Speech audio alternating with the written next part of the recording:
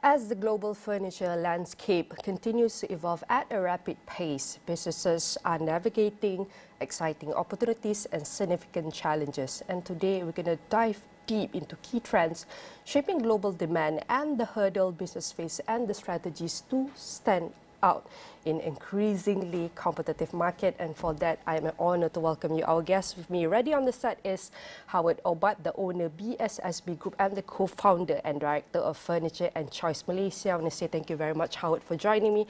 Firstly, we want to talk about the Furniture and Choice and the role that BSSB Group play. Maybe you can share with us firstly, what are the key trends and factors currently driving the global demand in the furniture market, Howard? Well, a lot of key factors changing demand and trend. I mean, the market at the moment is affected by consumer confidence, disposable income, but also the trends that are coming through online, the influence of Instagram and TikTok changing the way in which people perceive furniture, and also the influence of environmental concerns and ethical concerns within the global marketplace, where we really have to concentrate on making a better future. This then impacts the way in which we manufacture and export. And we make sure that here within Malaysia, we really make a difference from that point of view and try to push that forward.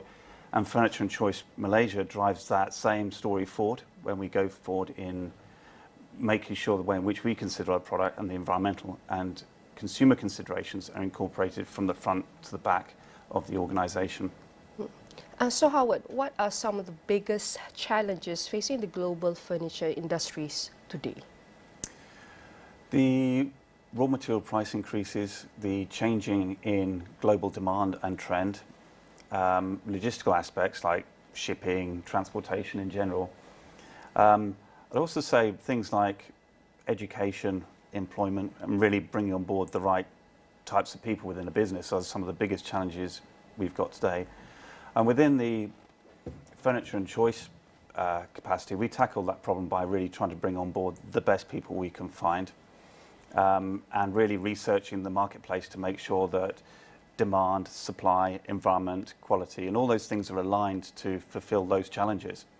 Certainly within Furniture and Choice Malaysia, we run the end-to-end, so basically from manufacturing all the way to consumer delivery and service. So where you have the problems, we eliminate them through control and the touch points within that. Within the BSSB environment, we invest heavily in training, employing the best staff, the best visionary staff, advanced machinery manufacturing, environmental practices and raw materials, and really studying where the marketplace is going and manufacturing into that. Within BSSB as well, it's important to have a consistent platform to work from. And what I mean by that is high quality local domestic suppliers to support the industry. Also consistency within policy and environment, where we're able to grow the business on the strength of a future rather than a constantly changing policy or environment locally as well. And we can say how to manage one of the challenges coming from new industry player, from exporting, importing, from manufacturing till the end. Probably every layer of the whole supply chain, there's a challenges, but there's also opportunities and solution that we can work on. But in increasingly competitive market today, how can furniture businesses stand out? Maybe you can share your experience and journey. Really, the key is understanding the consumer, their demands, their needs. Whether it's the aesthetic consideration or whether it's the environmental consideration. Also, alongside that is most definitely quality and consistency of quality. If you haven't got quality of service and quality of product, it's very difficult to move forward correctly because it's all about trust in today's marketplace. You grow trust, and with that you grow your business. The other thing is, from a manufacturing perspective, it's really about investing in the environment, investing in the people, and investing in high-tech equipment and technology. So when you're going for manufacturing, you're producing a high-quality, high-scale product, which could be competitive against the globally and locally local competitors. Mm-hmm. And you can share with us previously how to navigate these challenges. We have a very platform of consistency of having a platform local domestic that can provide securely in the future consistently, then a very efficient policy to manage all the challenges and opportunities to come.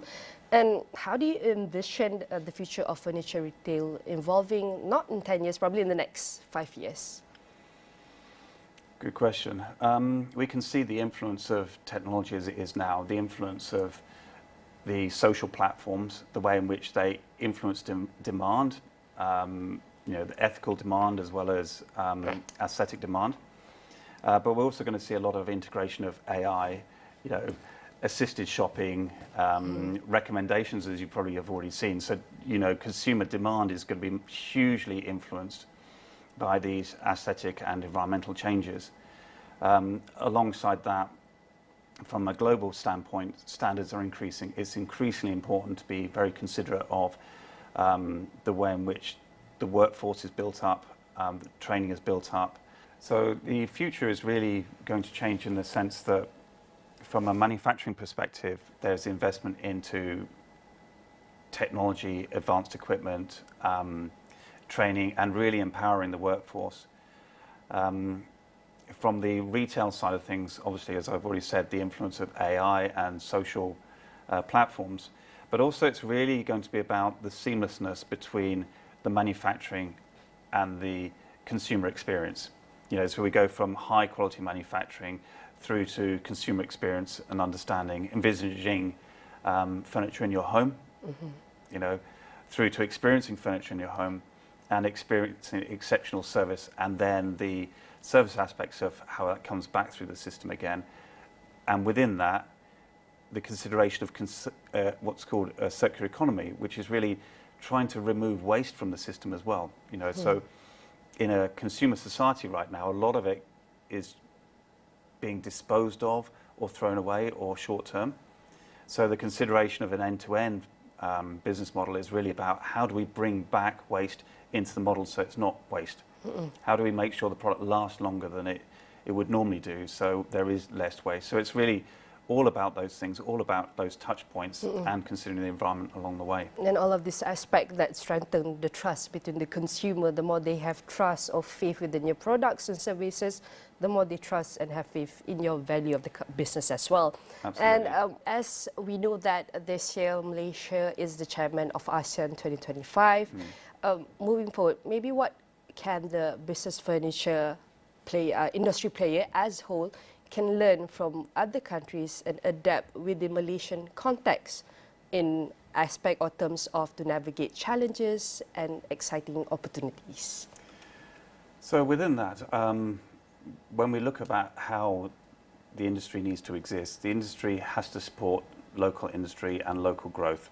We really need to build up the furniture business here from a supply point of view, from a quality point of view, also from a worker training and policy consistency point of view.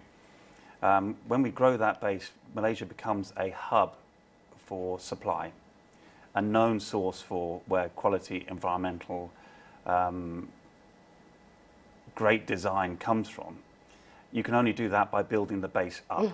You build the base up with a great foundation of local network of great suppliers and really great policy to create that growth. But it's not just the short term, it's that long-term view on long-term growth. What advice would you offer to Malaysian furniture businesses aiming to expand globally?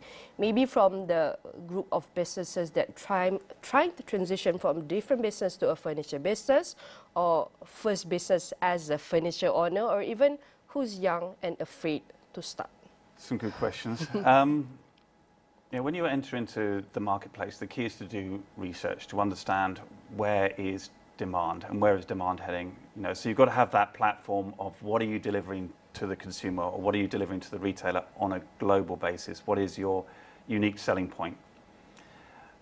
Some of the key aspects in today which are a prerequisite really are standards. standards in the global marketplace now are exceptionally high. You know, whether it's ethical standards, environmental standards, quality standards, chemical standards, you know, they are very, very high, and you need to understand where global standards are. And then within that, you also need to understand where ethical and environmental standards are and where they're going. With a good platform of understanding, you can then invest heavily into great machinery and digitization on the shop floor from day one.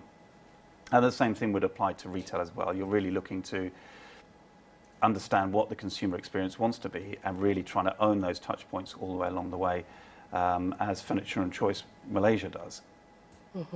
And definitely, as we can conclude that innovation, sustainability and understanding consumer needs, not only on domestic level but also on a global level, are key to staying ahead in the evolving furniture industry.